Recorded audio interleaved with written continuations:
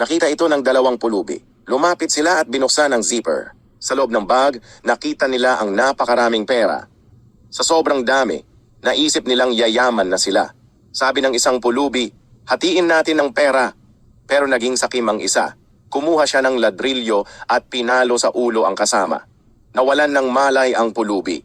Mabilis na isinara ng sakim ang bag saka ito tinakbo.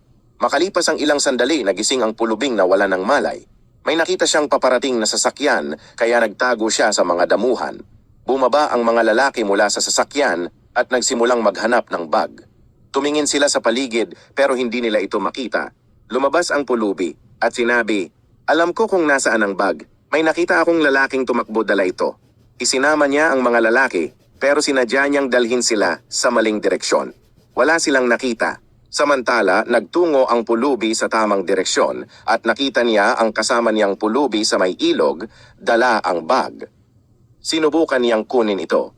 Nag-agawan sila habang hinila pareho ang bag. Nahulog ang bag sa ilog. Bigla dumating ang mga lalaki at nahuli silang dalawa. Malapit sa lugar, may isang mahirap na mag-ina na naglalaba sa ilog. Nakita ng anak ang bag at sinabi ito sa kanyang ina. Lumapit ang ina, kinuha ang bag sa tubig at dinala sa pampang. Nang buksan niya ito, nakita niyang puno ng pera ang loob. Naging masaya ang mag-ina. Sa palagay mo ba ito ay gawa ng Diyos?